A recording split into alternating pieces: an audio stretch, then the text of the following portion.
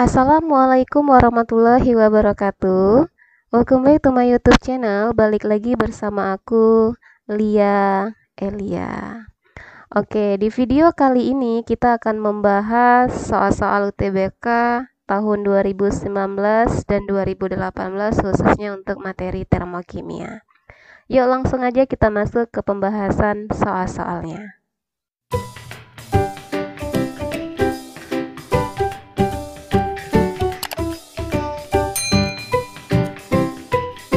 Oke, sekarang kita masuk ke soal nomor 19. Di sini ada gambar grafik. Gambar grafik di sini untuk menjawab soal nomor 19 dan 20. Soal nomor 19 SBMPTN tahun 2019. Yang paling menentukan reaksi. Oke, sekarang kita perhatikan dulu dari gambar grafik soal nomor 19. Ini termasuk reaksi eksoterm. Kenapa termasuk reaksi eksoterm? Bisa kita perhatikan di sini. Produk berada di bawah. Nih ya, kondisi C ini sebagai produk. Yang paling bawah ini produk. Hasilnya. Oke. Reaktan atau reaksi kondisinya berada di atas. Reaktan. Nah, sekarang kita ingat kembali tentang gambar grafik dari reaksi eksoterm dan endoterm. Kalau untuk reaksi endoterm, ya, delta H-nya harus bernilai positif. Delta H bernilai positif, artinya nanti posisi produk harus berada di atas reaktan. Tapi kenyataannya di sini produk kita berada di bawah reaktan, ya kan? Nah, kalau produknya berada di bawah, artinya reaksi kita eksoterm. Nah, yang mana yang termasuk reaksi eksoterm? Dari pilihan bisa kita lihat di sini yang termasuk eksoterm ada B, C, dan E. Berarti jelas nanti yang bagian A ini salah ya. Yang A salah karena dia endoterm. Kemudian yang D juga salah. Nah, tinggal kita cek lagi di soalnya. Yang paling menentukan katanya di sini. Nah, ingat, reaksi yang paling menentukan pada tahap reaksi yang paling lambat. Oke, kita lihat reaksi yang paling lambat di mana posisinya. Oke, sekarang kita lihat lagi di dalam gambar grafik untuk menentukan yang mana tahapnya katanya dalam gambar grafik di atas. Nah, kita harus mengingat kembali dalam kinetika kimia, laju reaksi keseluruhan ditentukan oleh tahapan reaksi yang paling lambat. Dari gambar grafik, kita bisa melihat suatu reaksi, dia berlangsung lambat atau cepat dilihat dari energi aktivasinya. Kalau mempunyai energi aktivasi yang besar, artinya reaksinya berlangsung lambat. Kita lihat, perhatikan tahap dari A ke B.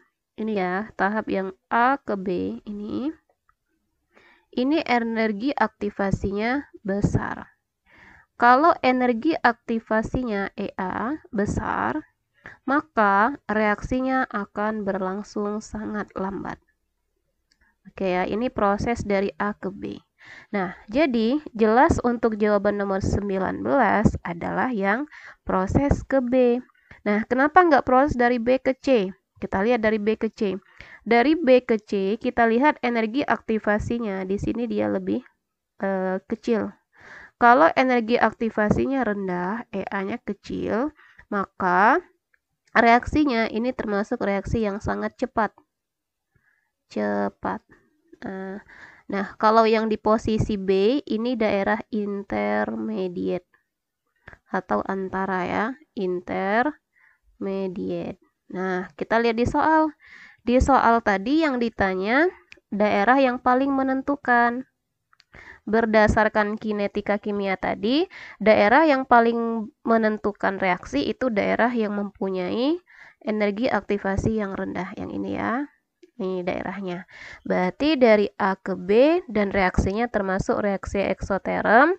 Kenapa eksoterm? Karena posisi reaktannya berada di atas, sedangkan produknya berada di bawah. Oke, bisa difahami untuk soal nomor 19? Bisa ya? Oke, kalau bisa kita lanjut ke soal nomor 20. Soal nomor 20, besarnya perubahan entalpi atau delta H pada gambar di atas adalah. Oke, untuk soal nomor 20 ini kita ingat rumus dari entalpi. Delta H sama dengan energi potensial produk dikurang dengan entalpi potensial dari reaktannya. Oke, berapa entalpi produknya? Delta H-nya di sini min 393 ya. Kita lihat di sini, kita tandain aja. 393. Oke, kita ganti min 393 di koma 5 dikurang dengan reaktannya yang di sebelah kiri min 110,5. Oke, tinggal kita kurang berapa nih? 393,5 dikurang dengan 110,5. Min kali min jadi positif ya. Jadi min 393,5 min kali min plus 110,5. Oke, kita tambah. Hasilnya sama dengan negatif 283. Oke, ada nggak jawabannya? Ada, jawabannya adalah B. Untuk soal nomor 19 tadi jawabannya B ya, B juga.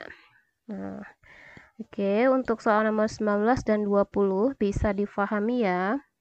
Kita lanjut ke soal nomor 21. Soal nomor 21, data nilai energi ikatan rata-rata diketahui sebagai berikut. Bisa dilihat di data tabel. Nilai entalpi untuk reaksi di atas adalah, nah, jadi kita akan mencari berapa nilai entalpinya. Perlu diingat kembali, energi ikatan, rumusnya mencari delta H-nya, delta H sama dengan energi ikatan produk dikurang dengan energi ikatan reaktan. Atau boleh, kebalik ya, ikatan ya. Kalau ikatan reaktan dikurang dengan produk. Atau boleh kita singkat aja biar nggak ketuker sama pembentukan kiri kurang kanan atau KIKA. Sekarang kita lihat dari persamaan reaksi. Kita jabarin dulu aja ya. Persamaan reaksi kita ada C2H5F ya, ditambah dengan 2F2 menjadi C2H3F3. C2H3F3. Oke, ditambah dengan 2HF. Nah, ingat rumus dari energi delta H tadi, entalpi reaktan dikurang dengan produk. Atau boleh kita singkat aja, delta H-nya kiri dikurang kanan. Nah, untuk menentukan ikatan-ikatan dari reaksi kita, boleh kita jabarkan dulu ikatannya. Di sini kan C-nya ada 2. Dengan syarat ya, ingat persamaan reaksi kita harus setara. Ini karena sudah ada koefisien, di kiri sudah ada 2, di sebelah kanan juga ada 2. Kalau sudah ada koefisien, biasanya persamaan reaksi kita sudah setara. Jadi nggak usah dicek lagi, biar hemat waktu juga ya. Oke, kita jabarin dulu. C-nya ada 2. Kita jabarkan C-nya ada 2. 1, 2. Nah, C mengikat H 5 buah. 1, 2, 3, 4, 5. Nah, satunya lagi dia mengikat F. Oke, ini penjabaran dari C2H5F. Ditambah dengan 2F2. Oke, berarti ditambah 2 ikatan F dengan F. Menjadi sebelah kanannya C2H3F3. C-nya ada 2 juga. 1, 2. Nih. H-nya ada 3. 1, 2, ke bawah 1 lagi 3. Nah, F-nya ada 3. 1, 2, 3. Nah, ditambah 2HF2 ikatan H dengan F. Oke. Sekarang kita lihat nih jumlah ikatan masing-masing antara atom C dengan H, C dengan C, atau C dengan F. Kita lihat jumlahnya berapa. Boleh semuanya kita masukin ke rumus, boleh kita coret aja kiri sama kanan yang sama. Kalau kita ambil semuanya, nanti perhitungan kita besar. Kalau perhitungan kita besar, susah juga ya jumlahinnya nanti. Biar lebih mudah, kita coret saja yang sama, kiri sama kanan panah. Oke, kita lihat di sebelah kiri ada C ikatan H nih. Kita coret CH di sebelah kanan. 1. Ada lagi CH, 2. Ini coret juga. Ada lagi nih CH, 1 lagi coret. Oke, masih ada nggak kira-kira yang bisa dicoret? Untuk CH, habis di kiri cuman ada, masih ada 2, tapi sebelah kanannya nggak ada lagi ya. Berarti nggak bisa kita coret lagi. C ikatan C, ini bisa kita coret dengan yang sebelah kanan C ikatan C habis. Di sebelah kiri masih ada C ikatan F1, di sebelah kanan C ikatan F-nya bisa dicoret 1. Oke, nggak bisa lagi dicoret. Oh, ternyata sisa ikatan di sebelah kiri masih ada C ikatan H1, 2. Nah, bisa kita masukin ke rumus langsung. Ingat rumusnya tadi, delta H sama dengan entalpi reaktan dikurang dengan produk, atau boleh nih sering kita singkat dengan KIK. Biar nggak ketukar di bagian pembentukan nanti. Kalau pembentukan kaki, kanan kurang kiri. Kita masukin ke rumus dulu. Yang sisa di sebelah kiri tadi 2 dikali C ikatan H. Karena C ikatan H-nya masih sisa 2. Ditambah 2 dikali F ikatan F. Ini bukan dikurang ya, artinya ikatan. Oke, selesai yang bagian sebelah kiri, dikurang yang sebelah kanan. Sebelah kanan masih ada sisa C ikatan F1, 2. Ada 2 juga, berarti kita masukin ke rumus 2 dikali C ikatan F. Nih, ditambah 2 dikali H ikatan F. Ini ya soalnya. Oke. Sudah ada semua, masuk ke rumus, tinggal kita masukin data-data ikatan yang ada dalam tabel. 2 dikali C ikatan H-nya berapa di data tabel? 2 dikali C ikatan H-nya 410. Ditambah 2 dikali F ikatan F 159. Dikurang yang di sebelah kanannya 2 dikali C ikatan F, berapa di soal? 485. Ditambah 2 dikali H ikatan F, 565. Oke, tinggal kita hitung. Nanti hasilnya tinggal kita kurang kiri sama kanan. Coba kita bantu, ada yang bantu hitung. Tinggal dikali 2 kali 410, 820 ya, 820, kemudian ditambah nanti 2 dikali 159, 2 kali 159, 318, ditambah dengan 820 tadi, ditambah sama dengan 1138, 1138, dikurang yang sebelah kanan. 2 dikali 458, kemudian ditambah 256, hasilnya 2100. Tinggal kita kurang dengan 1138 dikurang 2100, hasilnya negatif 962. 62 kilojoule per mol, atau mol min 1 ya, mol min 1. Oke, ada nggak jawabannya? Ada, jawabannya C. Oke, bisa difahami ya sampai di sini? Bisa. Soal nomor 22, sebanyak 100 ml, nih ya, ada 100 ml larutan KOH sebanyak X molar. Direaksikan dengan 400 ml larutan HNO3 0,1 molar. Dalam kalorimeter bervolume tetap, suhu larutan naik dari 25 derajat Celcius menjadi 30 derajat Celcius. Berarti delta T-nya nanti tinggal kita kurangin aja. 30 dikurang 25, nanti kita dapat nilai delta T-nya 5 derajat Celcius. Oke, langsung kita tulis saja ya. Delta T-nya T2 dikurang T1. T2-nya 30 derajat Celcius dikurang 25. Hasilnya 5 derajat Celcius. Oke, kita dapat delta T. Selanjutnya, bila kalor jenis dari larutan yang terbentuk 4,2 Joule mililiter per mililiter. Ya, perhatikan juga satuannya, di sini satuannya Joule. Dan kalor penetralan dari KOH adalah 52,5 kJ per mol. Nah, berarti nanti satuan kita harus ada yang diubah ya. Boleh kita ubah joule ke kilojoule atau dari kilojoule ke joule juga boleh. Maka nilai X-nya adalah, nah artinya di sini kita akan mencari berapa nilai molaritas. Kita ingat, gunakan rumus dari kalorimeter. Delta H sama dengan minus Q reaksi dibagi dengan mol.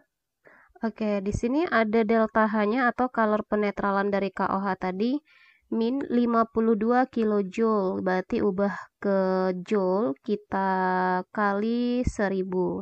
Ya, kalau kita kali 1000 525 joule kali 10 pangkat 2 ya, bukan min 2, salah ini karena dikali jadi nggak ada pangkat negatifnya nih. Joule per mol sama dengan negatif M. Kita nggak usah diubah ke massa, boleh langsung kita buat volume karena satuan C-nya juga mililiter. Nah, volumenya berarti volume yang kita pakai volume total. Berapa volume total? 100 ditambah 400. Jadi 500 volume totalnya. 500 dikali C-nya tadi 4,2 Joule per mililiter derajat Celcius. Sudah sama, delta T-nya tadi 5 derajat Celcius. Oke, dibagi dengan molnya. Mol ini yang akan kita cari. Oke, coret yang nggak penting. Ini minusnya habis, tinggal kita kali silang. Jadi, mol sama dengan 500 dikali 4,2 dikali 5. Nah, 500 dikali 4,2 dikali 5 hasilnya 10.500 dibagi 52.500 yang ini tadi kan, kita bagi dengan ini. Hasilnya sama dengan 0,2 mol. Oke, kita dapat mol. Ternyata di soal yang ditanya itu X dalam bentuk molaritas. Kalau molaritas kita bagi dengan volumenya. Jadi konsentrasi dari KOH, konsentrasi KOH-nya sama dengan mol dibagi volume 0,2. Volumenya ini kan 100 mili ya. 100 mili ubah ke liter. Ini ya, volume KOH-nya 100. Diubah ke liter dibagi 1000. Dibagi 1000 jadi 0,1.